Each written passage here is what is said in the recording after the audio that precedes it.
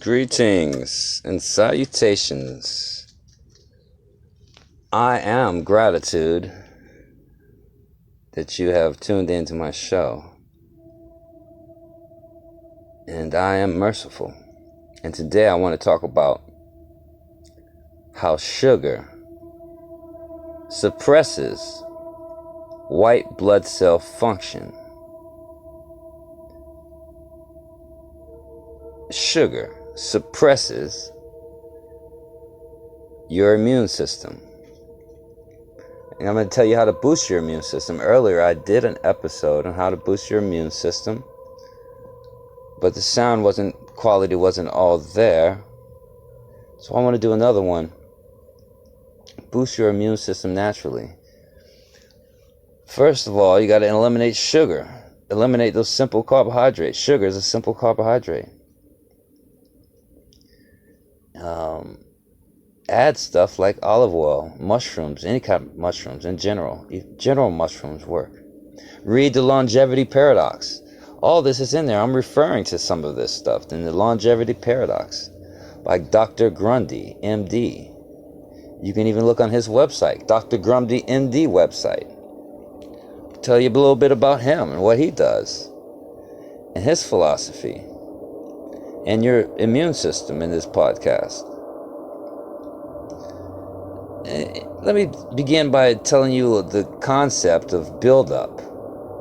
You know, how calluses and plaque. All this is one concept, the concept of buildup. You're using your hands over and over and over again. It's a response to irritation. A callus builds up. When you stop using your hands and you massage it with oils and lotion, the calluses go away. You don't even have to do anything. The calluses will go away when the irritation goes away. So things build up around time as a response to irritation. That's like light flowing. And when light is building up in a spot, entropy light, it creates darkness, a dark spot in the light. Entropy, that's a form of irritation. The light has slowed in that spot. When the irritation is removed, the light returns to normal. Remove the cause of the irritation and the problem goes away. Talk about Jack LaLanne a little bit. Oh, you know, Jack LaLanne, an American icon. I like to talk about Jack LaLanne for a minute. Really. Jack LaLanne says, if it tastes good, spit it out. Now that doesn't mean if it's sweet, if it's sugary, if you enjoy it. But generally, if you do enjoy it, who are you eating for? You eating for your tongue? Or are you eating for your body? Stomach. Generally, if you have a craving, it's your body's telling you something. Like you're craving sweets. Well, you needn't put simple carbohydrates in. You need to put a complex carbohydrate that is sweet, like a fruit, with a fibrous fruit, like a fig. Like a fig or an apricot. His concept, if it tastes good, spit it out. Jack LaLanne, American icon, world record holder, inventor of fitness TV shows, inventor of weight machines who did not patent a single machine. The juicer, later in life, he swam handcuffed and shackled, towing a boat with I don't know, 60 of his friends on his 60th birthday? From Alcatraz. He was a world record breaker like none other. Push-ups, sit-ups, all types of natural feats. He says, do not eat for your tongue. Eat for your microbiome complex, your system, the germs, the bacteria that's inside of you, because you are the ultimate provider of them. And if you take care of the bacteria inside of you, they take care of you. There are 1 trillion bacteria inside trillion. You. That's 10,000 plus species. 11. I think there's 11,000 plus species now. 99% of non-human genetic material is inside of you. Only 1% of your DNA, your genetic material, is human. So you have more than one type of genetic material that makes up the cloud the mist, the spray of microbes that you are. Nasty butt. You're not human, barely. You inherit bacteria from your parents and siblings. Most likely you have the same food choices as your parents because you have the same bacteria as your parents. And it's not really your parents' food choice, it's the bacteria's food choice. No judgment. You, human being, are a house, temple, for a multitude, legion, of entities, bacteria, called microbes, bacti, beings, being inside of you. Most of your bowel movement is infant bacteria. It's not the waste you've been led to believe. It's not you eating food and the breakdown that you didn't use is now in the bowl. That is incorrect. Disappointing. What is in the bowl is infant bacteria. Literally. You've used your food. You haven't, of course. The microbes inside of you have used your food and have dispensed food to you accordingly. And I'll explain that as I explain how microbes function. You see, you can breed a germ-free environment from mice, and they have short lives, short, horrible immune systems because they have no bacteria. Bacteria teach our immune systems. They teach it what to do to survive so that it can survive. You know, you're like a machine. It's driving you through a wilderness. And sometimes you go awry, doesn't know what you do. Who knows what your impulses are? Who knows who's living this machine, you or these bacteria or these microbes? It seems ridiculous, doesn't it? The placenta is full of bacteria, transferring information, bacteria information, RNA, to the human infant in the womb before the mother can transfer information. Viruses are the smallest form of life. Viruses borrow other cells and possess them to take over their machinery, to reproduce new copies of themselves. Are we talking possession by microbe, the unseen microbe, these demons? Or are they something good? Good bacteria. Or don't be judgmental.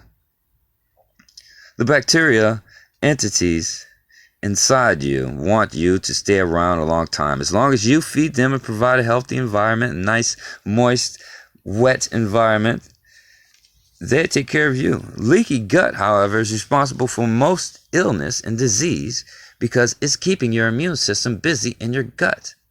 So if you have a leaky gut, you have a problem, or it's going to be a problem. You want to stay away from grains. This includes rice and corn to avoid a leaky gut. You can tell if you have a leaky gut that when you wipe, if it doesn't come away clean, then your gut is leaking.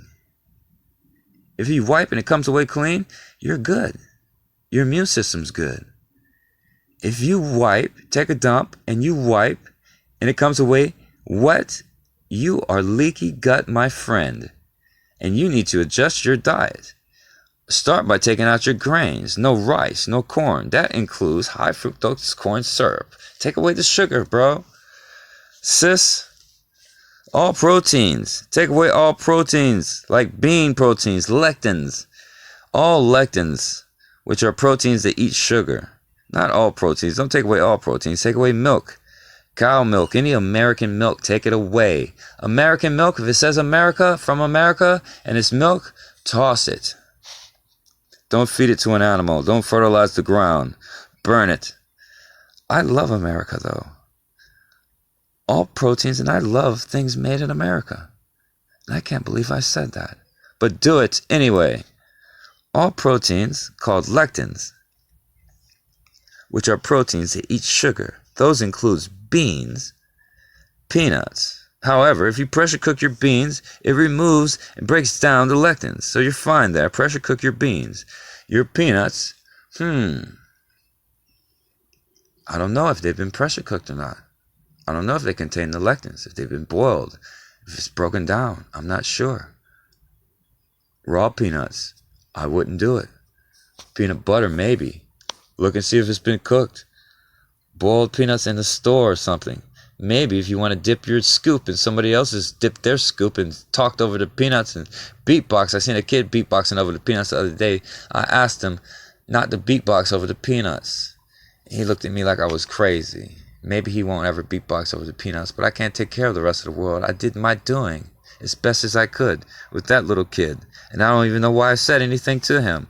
Anyway, 95% of people inherit a peanut antibody. That means that peanut lectin doesn't affect them. So why do we have peanut allergies? It's because of leaky gut. Yeah, your gut's down there fighting your gut when it should be patrolling the perimeter, looking for things to fight on the perimeter. It's aggressively looking for things to fight, but not now because everything's in the gut. All hands on gut. This guy keeps feeding it garbage. Because your immune system is not an immune system, it's a microbiome complex. So boost your immune system. Stay away from the sugar. Stay away from the grains, the rice, the corn. You know, be healthy. Make some healthy food choices. You have an immune system. Your immune system should be focused on your nose and mouth. But it is locked in the stomach because of your leaky gut, allowing thinly protected lines of defense, permitting outside microbe to come in. They don't like that. Those include bacteria and viruses. We are a symbiotic cloud, a mist of microbe. 1% of us human beings, 99% of us are microbe. We eat to feed the microbe. We are not eating to feed ourselves. We do not need to eat. The microbes feeding us is some trick. It invaded us a long time ago. Billions of years ago. Okay, we weren't even conscious then. Don't worry about it. For all practical purposes and intent, we are barely, if at all, exist. The microbe exists. And we're jumping on the microbe existence bandwagon, have cried havoc, and have let slip the dogs of war. I exist. No, bro. The microbe exists. And food manufacturers have figured out how to make fake total carbs work. Be careful. Don't look at this. Look at the label law lies to you. Don't believe it. If you look deeply, you'll see it. If you rationalize and read the entire law, which you're not going to do, I've done it. The FDA admits it. The former guys admit it. Look, take your carbohydrates, take your fiber, minus your fiber from your carbohydrates. That's your total sugar. Everything else on the label is meant to confuse you and distract you from this obvious math. No other math on there matters. Ignore it. Carbohydrates, fiber, the difference thereof is your sugar. So avoid the sugar. The sugar is what's killing you. The sugar, they're saying this virus is killing you. The viruses aren't killing you. The leaky gut is not killing you. The sugar is killing you. You are not killing you because you don't know. Most of your bacteria lives in your lower section. Your colon, your stomach, your lower intestines. They call these probiotics. There's a probiotics in there. There's a multitude of different bacteria. I'm not going to break them down right now because it's too much to go into. You can look into it. Mitochondria. Mitochondria are engulfed bacteria which long ago agreed to bond with your cells. So they're bacteria that live inside your cells. They're ancient mitochondria. Comes from mom. All the mitochondria are female. Not one mitochondria is male. They give the cells food in exchange for energy. As I told you before, you are light, and they're exchanging your food. They're making you eat it, breaking it down, feeding it back to you in exchange for energy. You're pure light. You know, when you take a dump and you don't have a leaky gut, you know you're good. If you have a leaky gut, adjust your diet. Take some vitamin D. Vitamin D up to 10,000 units a day. Time release vitamin C. The white pith of a citrus. Apple a day. Astaxanthin is a compound that makes salmon red. The salmon eat algae and plankton, which have astaxanthin. That kills the coronavirus. So I would dare say, eat some salmon. Get some algae and plankton somewhere, some health food store that hasn't been cooked, dried rather. You don't get sick. You make yourself sick. Or the microbes make you sick. Somebody's responsible. But try this antiviral serum. 500,000 units a day of vitamin D. I wouldn't do 500,000 units a day. There's no toxic levels of vitamin D. I mean, they say it's toxic.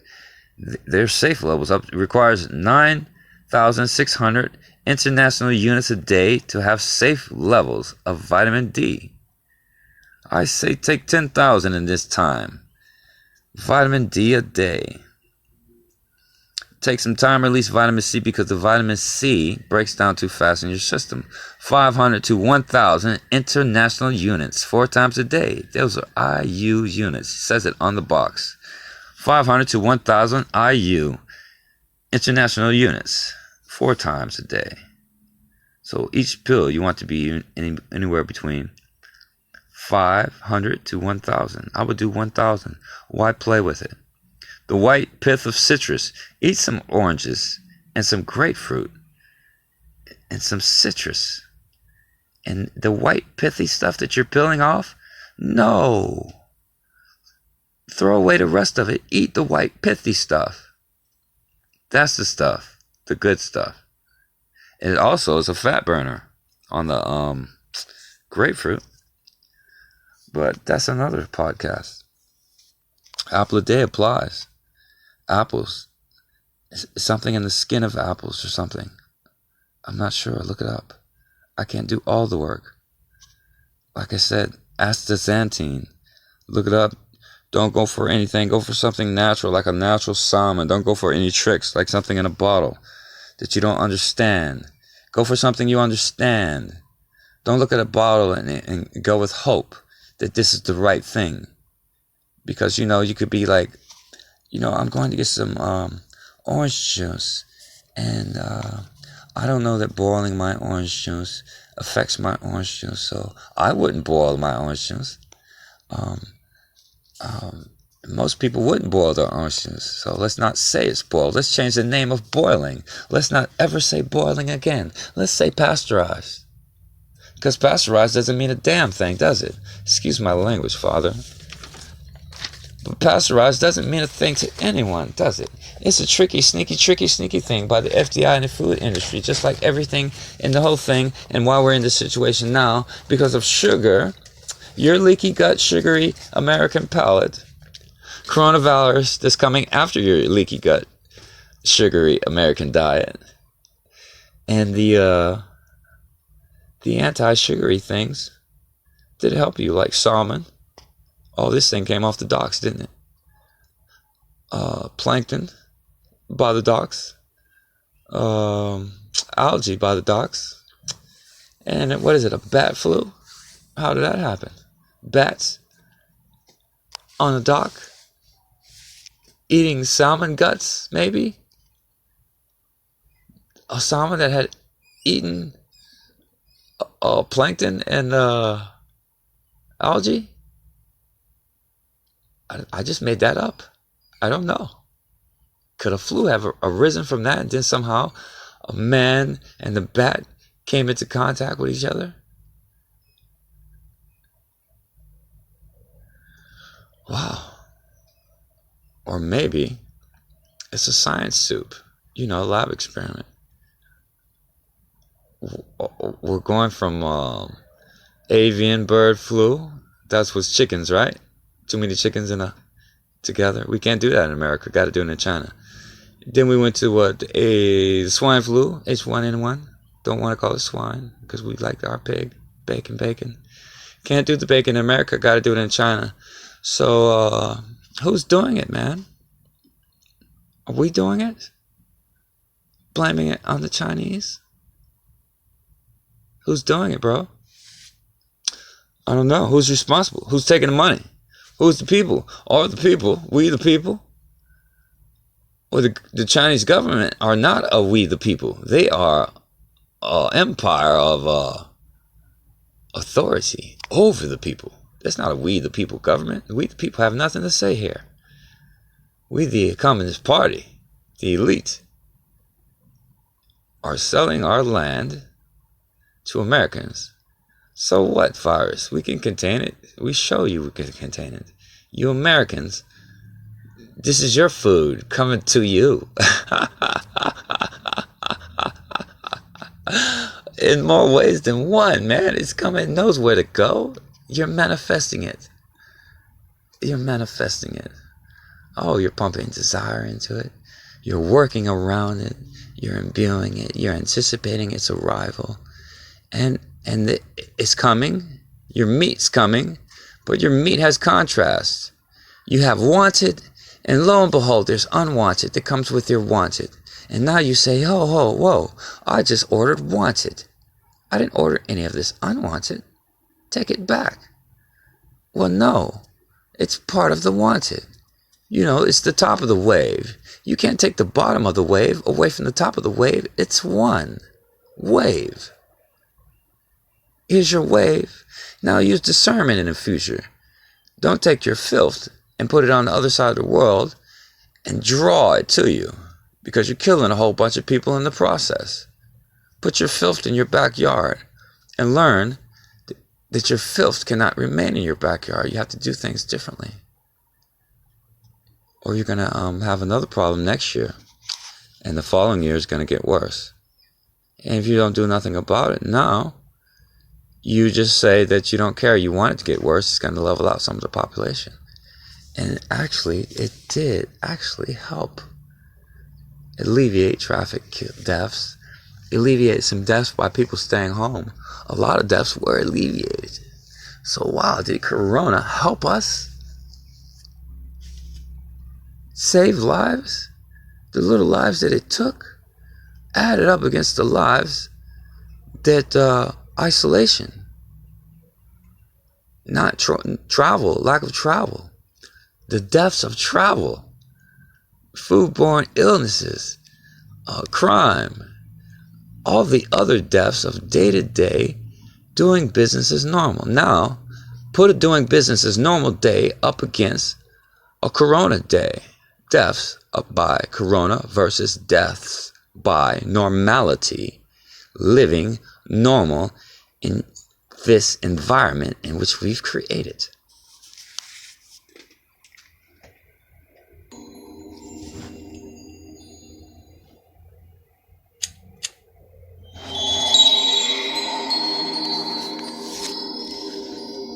Oh, wow. Thanks for listening. I am merciful, and I am gratitude that you've tuned in.